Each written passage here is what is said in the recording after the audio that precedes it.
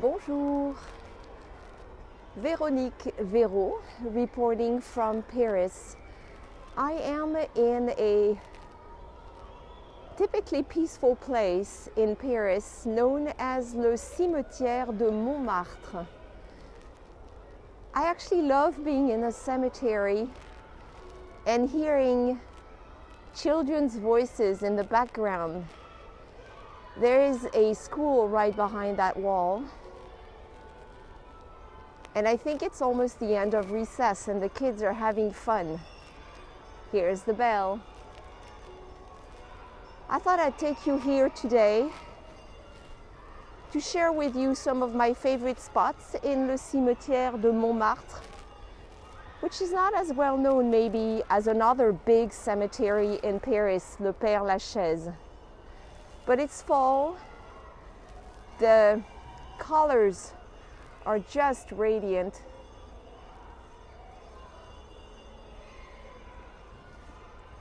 And there are a few good stories to tell here. Now you may know the story of the cemeteries of Paris, but just in case, a long time ago there was one big cemetery in downtown Paris called le Cimetière des Innocents, the Innocent Cemetery. And then there were many smaller cemeteries that belonged to parishes and were usually linked to a church. At the end of the 18th century, a French king named Louis XVI, a few years before the French Revolution, decided to reorganize things a little. Le Cimetière des Innocents was famously overcrowded, unsanitary, and the same could be said about all the smaller cemeteries in Paris. So he organized the transfer of a lot of the bodies and bones stocked up in downtown Paris to a section south of the city, which we've known to know as the catacombs. And that took several years to accomplish. If you go to the catacombs today, you will see sections, neatly organized bones, with names of the cemeteries they came from, cemeteries that have disappeared today. By the early 19th centuries, during the First Empire, it had been decided to build several large cemeteries around Paris to replace the defunct Cimetière des Innocents. A big one was built in the northeastern section of Paris. You know it as the Père Lachaise. South of Paris, in what we refer to as the 14th arrondissement today, le Cimetière de Montparnasse. And finally here, near Montmartre, north of Paris, the Northern Cemetery, which became le Cimetière de Montmartre. This is where I'm standing today. It was inaugurated in 1826, a year after the Montparnasse Cemetery, and it's the third largest in Paris. Now, a lot of visitors flock to Père Lachaise. Père Lachaise is a lot of fun. It's a beautiful place. I know it's interesting to say that about a cemetery, but there are star maps at the Père Lachaise. So many famous people are buried there. The architecture is so interesting. People love going there to visit the cemetery, maybe to look for some shade and cool in the summer.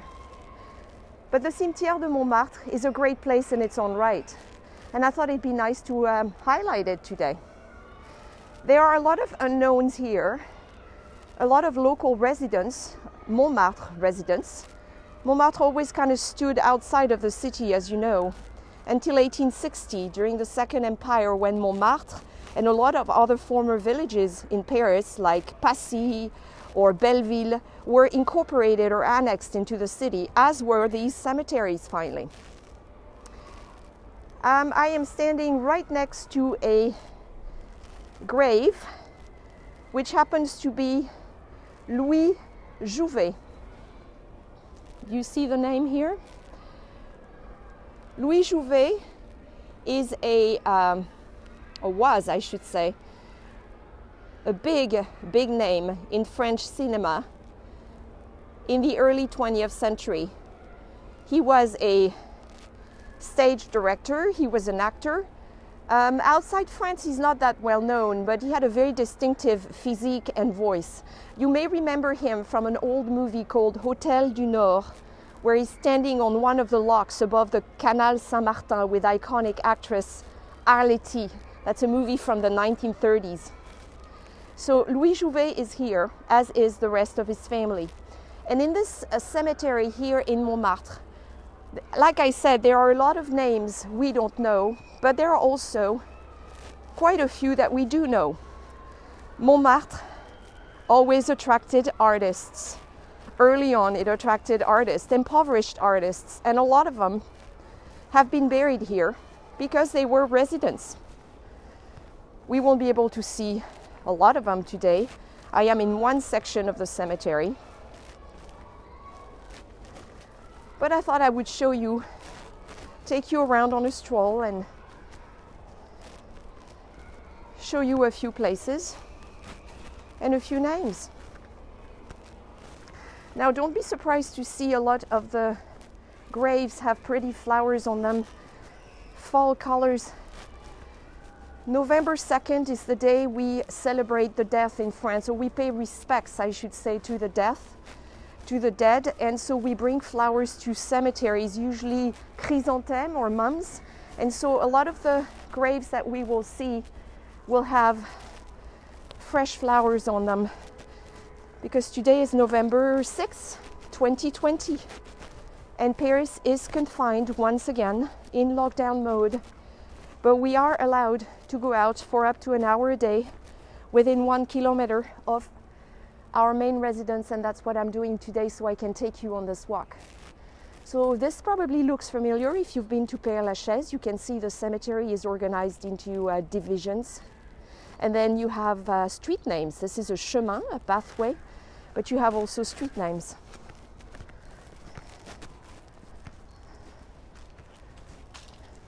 Parisian cemeteries, a lot of them, are really beautiful. The architecture is interesting, and because this one was opened in 1826, or officially inaugurated, it was actually opened, there was another cemetery here before then, but because it was inaugurated in the 19th century, you can see that some people did spend a lot of money asking sometimes famous sculptors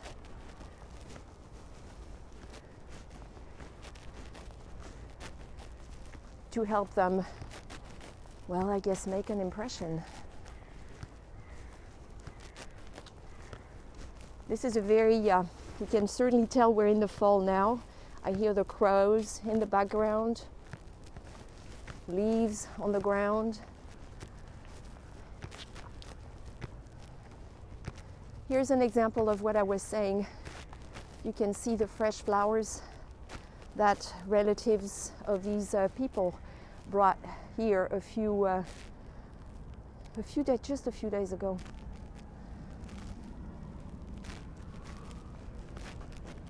Now, some of the names I'm going to show you may or may not mean a lot to you, but I thought it'd be interesting to look at the cemetery from the perspective of a French native.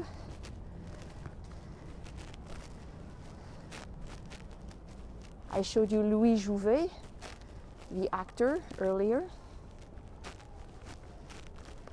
Maybe we should get a little closer. And this is like the Père Lachaise, or like the Cimetière de Montmartre, a very Parisian cemetery, because it's surrounded by buildings and it's in the heart of the city. It is also very unique because it's crossed by a bridge.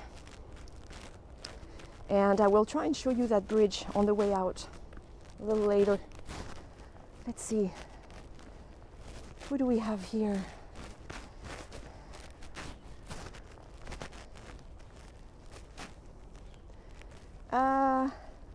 Right here. The Goncourt brothers. Goncourt, Goncourt. These two brothers made a mark on the French literary scene.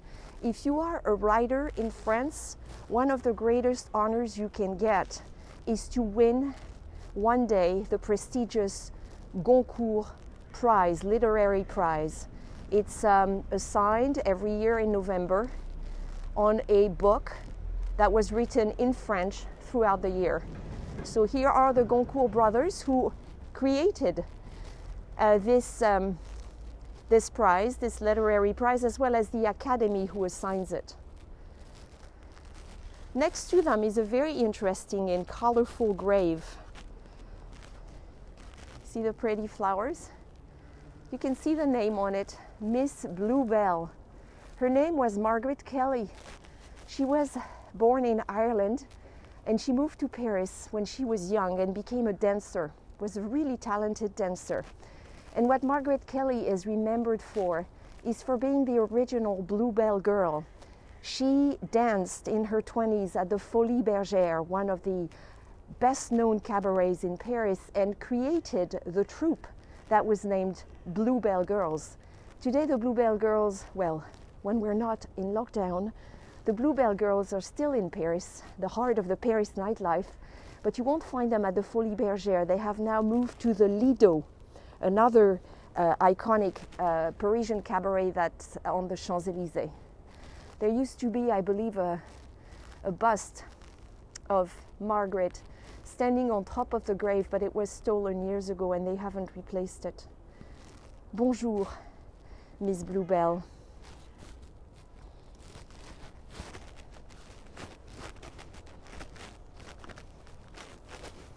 See those little chapels that some people had erected for themselves or their families?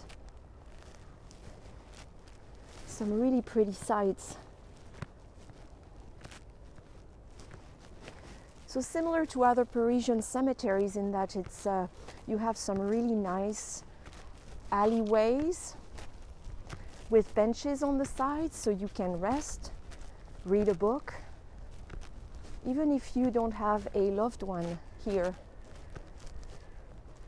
at the Montmartre cemetery.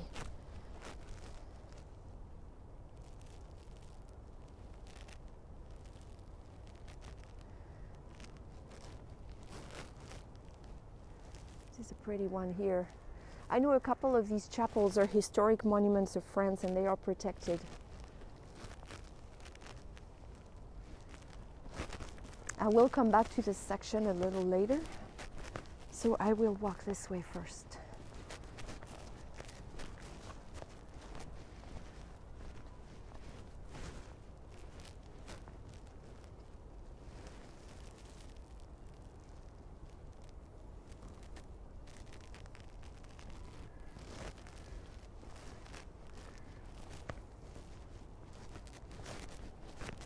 Gotta watch your step on these Parisian cobblestones, especially in cemeteries. You see how big they are. So the Montmartre cemetery was built on where a former quarry used to be, a gypsum quarry. This whole area was covered in quarries. In fact, the ground below our feet is like a giant piece of Swiss cheese, probably. But gypsum was extracted to make what was known as the plaster of Paris. This building material they used to whitewash facades. It was even exported abroad. The famous plaster of Paris. So this is a cemetery built where a former quarry used to be. Here's an old chapel. As you can see, it's a gorgeous, gorgeous fall day.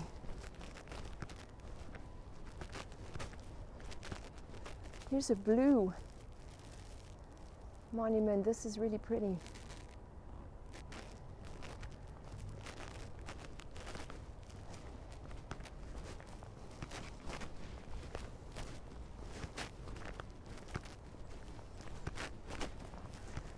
Now you find a lot of local artists, former local artists. Degas is here, the painter Degas.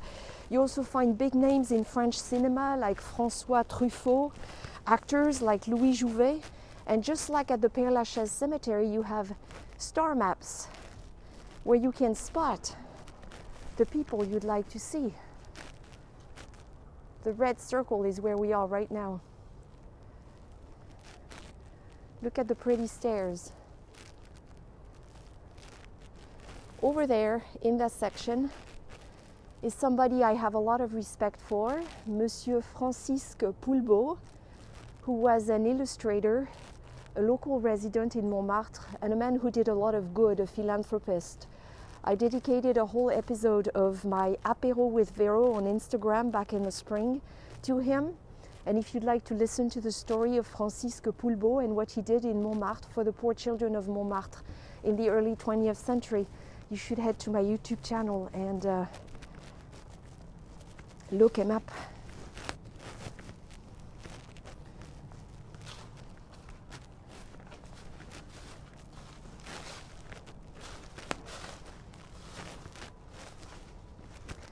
You can see why during a lockdown or confinement, as the French say, it's always a good idea to go into a cemetery because you won't see anyone here.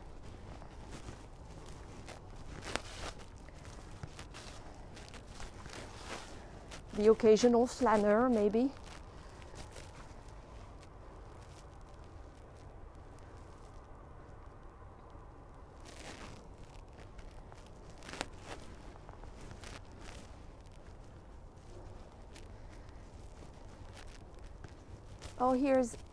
Oh yeah, this is Ari Scheffer.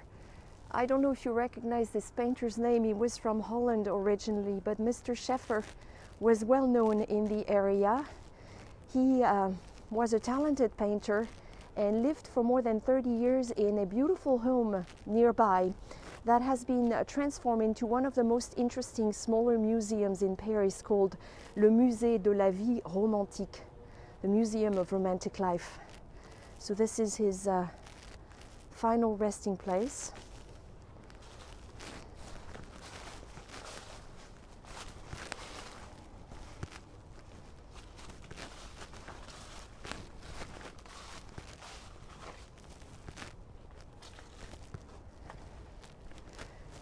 What I like in those cemeteries is that names mean different things to different people. So people come here, visitors come here to pay their respects to people who meant something to them. They could be artists or not. But everybody, I mean, of course you have the big names, but everybody comes here to see different people, which is great. I think we have a great vantage point of the cemetery here. You can see the buildings. This is just the start over there of la butte de Montmartre, the hill that Montmartre sits on. So we're right at the foot of that hill.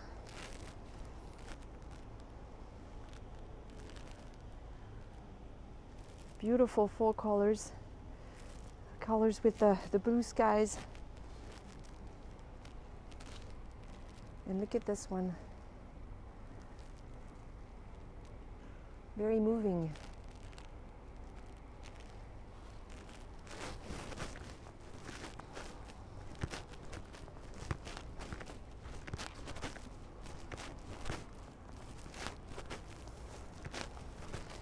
Sections are very different, so you can see where you had some affluent people buried because the graves or the chapels tend to be a little bit more substantial, like in this row, for example.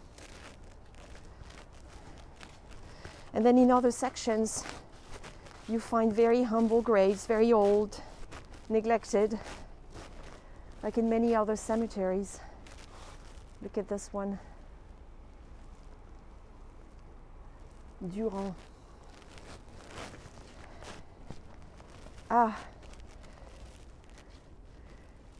This gentleman lying down here under this massive structure is Alexandre Dumas. Alexandre Dumas. But as you can see, it's the fils, the son. There was a Alexandre Dumas père, father, the one who wrote the Three Musketeers trilogy, the Count of Monte Cristo, and so forth. The son is more, I think, is better known for The Lady with the Camellias, La Dame aux Camélias, a novel that became a play, it became an opera, it became a movie, and some of the top actresses of the 19th and 20th century have played the lead part in that story, The Lady with the Camellias, and Greta Garbo, Sarah Bernhardt, and more. The story was inspired by a love affair he had with a very famous courtesan in the 19th century. Her name was Marie Duplessis, I believe, and I think she is buried in this cemetery as well. So this is Alexandre Dumas, fils. Something happened to his toe. Somebody snatched off his toe.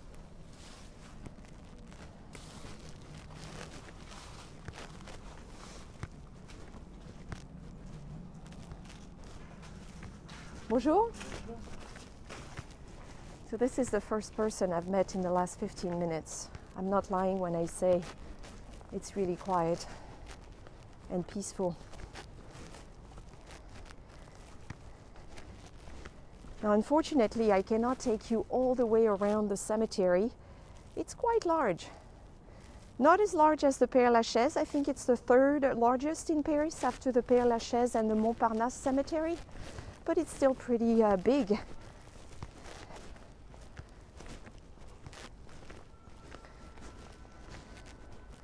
So I will choose one of the alleyways, show you a couple more names in there, and then I will show you why the structure of this cemetery is quite unique.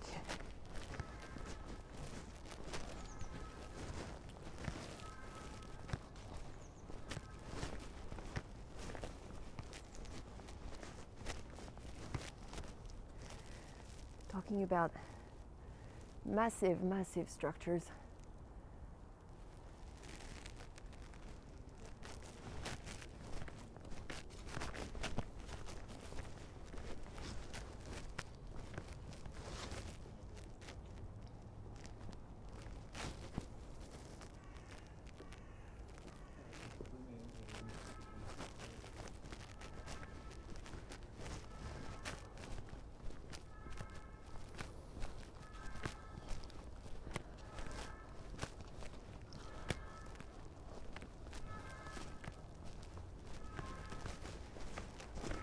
Cobblestones, watching my step.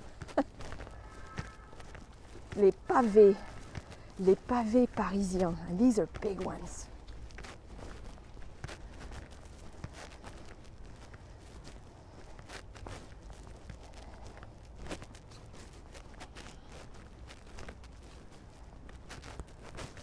So this alleyway here takes us back to the exit.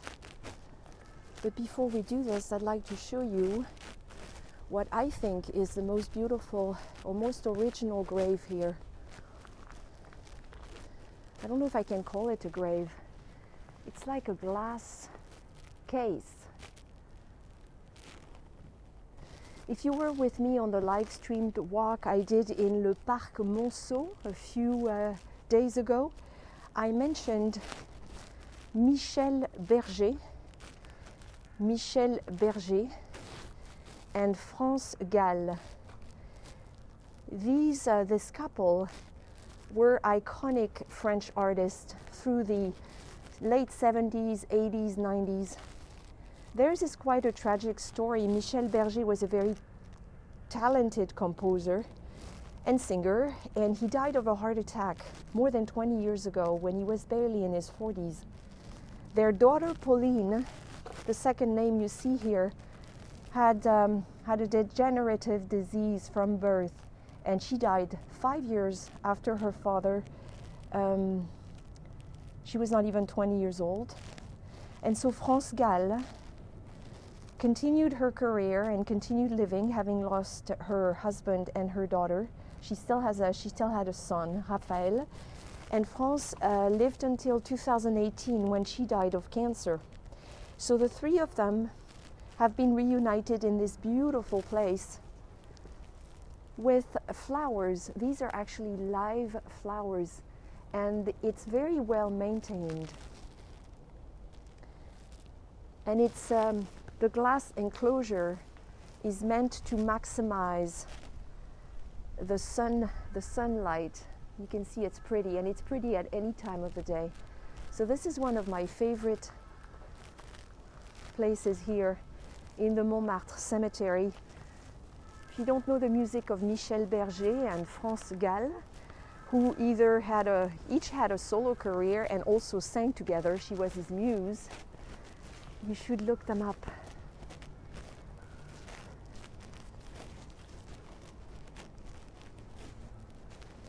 There's a massive one here.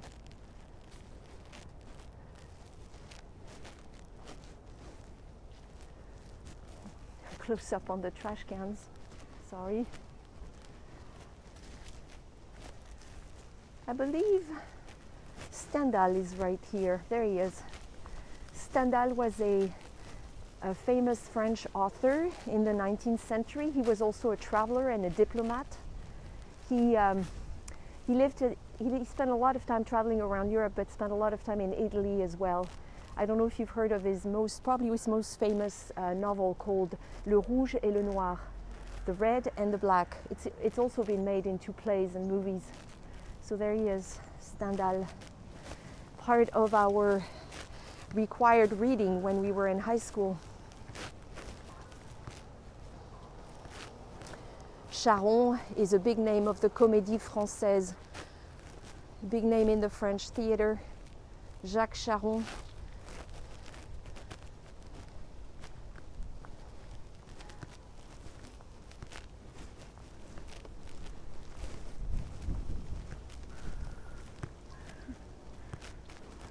It's a lovely day, it really is.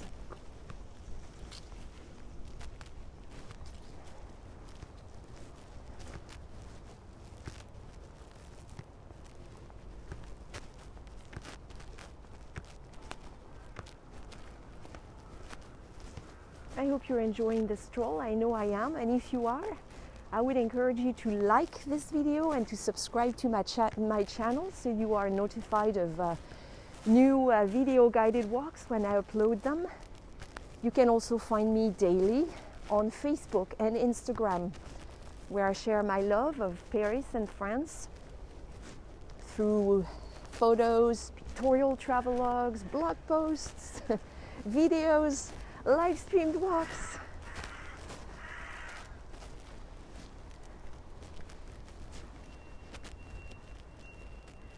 And I continue to do this even through the lockdown, still following the rules.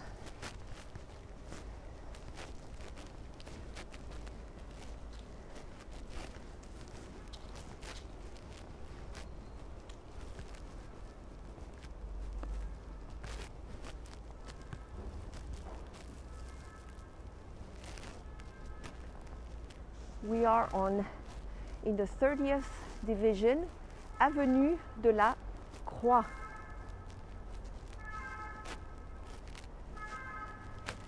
I know I have a famous Montmartre former resident, coming up on the right-hand side. I hope I didn't just walk past her. Hopefully not. I think she's coming up on the right there. Facing the sun, not ideal. Oh, there she is. So this very humble grave, after some of the ones we've seen, here lies Louise Weber, dite La Goulue. Her nickname was La Goulue, and she is credited as being the creator of French can-can. I don't know if you've heard her story. She was really a prominent figure of the Montmartre community in the late 19th century during the Belle Époque. She danced all over Paris, but really became famous when she was a dancer at the Moulin Rouge, She was very good friends with Toulouse-Lautrec, who always remained faithful to her until the end of her life. She knew great glory, and her nickname, La Goulue. Goulue is like somebody who's very, how should I put it, somebody who eats and drinks with ferocious appetite. La Goulue would perform, and as she went around the room dancing, she would drink. She would take the glasses from the tables, the customers' tables, and drink and just down them very quickly. That's where her nickname came from, La Goulue. Sadly, she decided to leave the Moulin Rouge after a while and joined a different lifestyle in the, not the circus, but the fairgrounds. And she worked with wild animals, and she married a magician. But after her son's death, she became an alcoholic and died in her early 60s. She was originally buried away from Montmartre in another cemetery, but in the 1990s, the residents appealed with the Paris mayor at the time, Jacques Chirac, and asked him to bring La Goulue back here, back to Montmartre, where she belonged. And she has been here since then. À bientôt, La Goulue. Look at this one.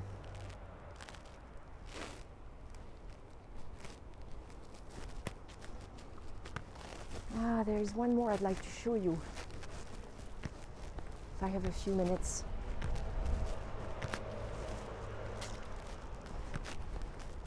We need to go up these stairs.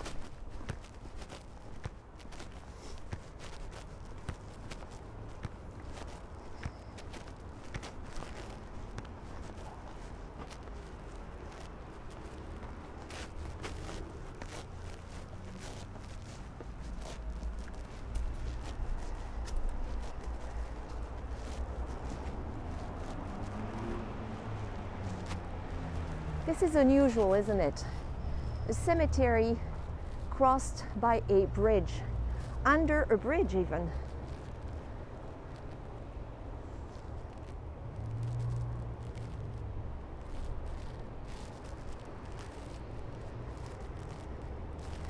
Here is someone I'd like to introduce you to. You know his name. This is author, writer, Émile Zola. I should also call him an activist. He played such an important part in French society in the 19th century through his books and through his activism as well. Now, interestingly, this grave is empty because a few years after his death, his remains were taken to the Pantheon on the left bank in the Latin Quarter, where all great, well, not all, but many great French men and women are buried. So this is only his grave, but his remains are actually at the Pantheon. Monsieur Émile Zola.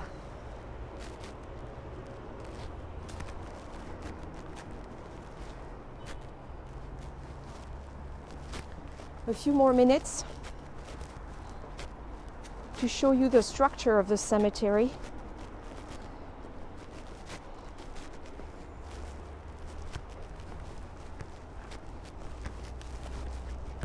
I think I'll stand here so the sun doesn't blind us. Okay, now the most visited grave in the cemetery sits on the other side of us, and it is the grave of a lady who was a huge star in France and in Europe until she died in the 1980s. Her name was Dalida. She was born in Egypt in an Italian family, but became a big star in France and lived in Montmartre for most of her life. And she is still remembered fondly here. Her grave is one of the most striking ones you can see in the cemetery, and also one where you will see the most flowers.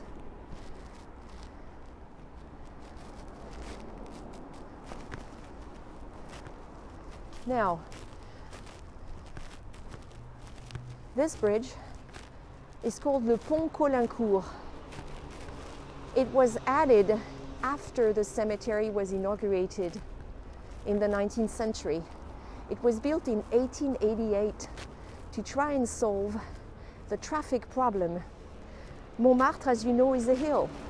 And a lot of the streets are very small, and it was really hard to connect Paris to la butte de Montmartre, the hill where the Sacré-Cœur sits, the basilica. So they built this bridge, which was pretty controversial at the time. It was inaugurated in 1888. And I don't believe there's another cemetery in Paris that is crossed like that, split in half almost by a bridge. Now, if you look at those huge pilings, look what it says here. It says Au fourneau de Montluçon, 1888. So it tells you where this was built, where this was made. Montluçon is a city in the center of France that was very industrial in the 19th century and was known for its foundries. So this structure, this amazing structure, look at the bridge, was actually made in Montluçon, and this is typical 19th century architecture. You can see the rivets under the bridge, the same type of rivets that Gustave Eiffel used on the Eiffel Tower in 1889. It was inaugurated at about the same time as this bridge, in fact, about a year apart.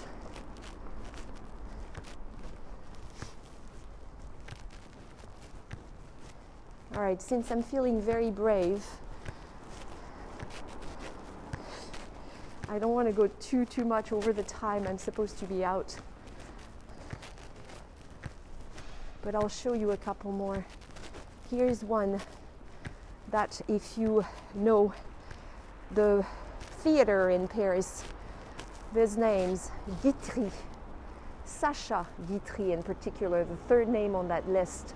Sacha Guitry, famous actor and also playwright with a very dry wit, played a big part in the Parisian theater, and was as famous for his rocky personal life as he was for his work.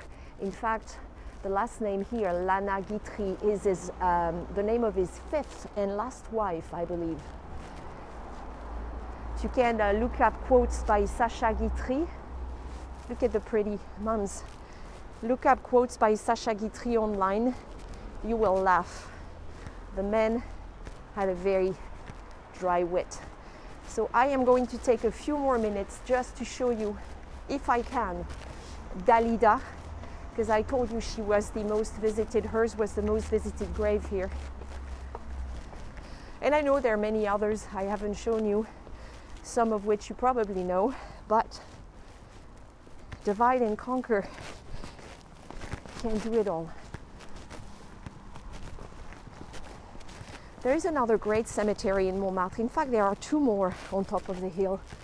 My favorite is Saint-Vincent Cemetery, Saint Vincent, much smaller than this one, but you can also find a lot of artists there, buried there, and former residents.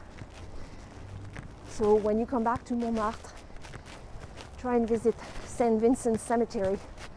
It's not always easy to find. Kind of tucked away at the end of a side street. Not as obvious as this one, probably. Look at this great view of the bridge. You see?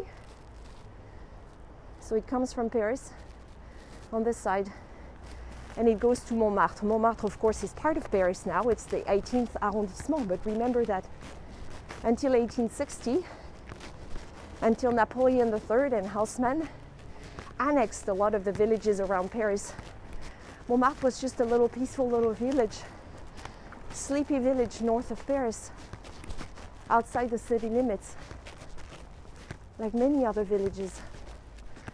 Look at this beautiful piece of real estate right above the cemetery.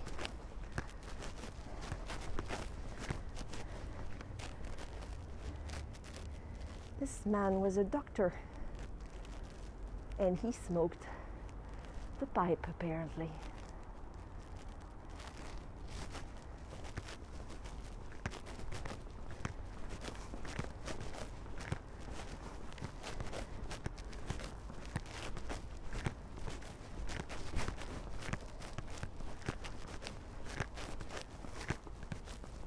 As you see all these flowers coming up on the left, you know you're getting closer to Dalida's grave. She is the star of this cemetery. Look at that. The statue is actually full size. She was a very glamorous star, a bit of a diva, though her friends say she was also very down to earth, loved to cook like an authentic Italian mama, hair curlers on her head. She'd welcome her friends and cook for them. And her name was Yolande Gigliotti, known as Dalida. She left us on May 3rd, 1987. A movie was made about her life a few years ago. It was pretty good. The young actress who played Dalida was very good. As you can see, she is not forgotten. She still has many, many fans. Her brother, Orlando, is still alive, I believe. And he's keeping the memories alive. There's Dalida. All right, my friends, well, we could keep walking, but I have to get home with my attestation, my permission slip. I don't want to get in trouble and get fined if I get caught outside too long. I hope you've enjoyed this stroll at the beautiful Montmartre cemetery. And here's a great place to end it. Thank you for following me today. Again, you can find me on Facebook, on Instagram, here on YouTube, where I share a lot of what I publish. And as always, if you enjoy extra content and special rewards, look me up on Patreon and become a club member. I have over 400 club members now. And if you'd like to join them, they're a fun bunch. We have a lot of fun together. I share a lot of extra material with them. Patreon.com/French Girl in Seattle. But for now, this is it for me. From Paris, France, from the Cimetière de Montmartre. À bientôt!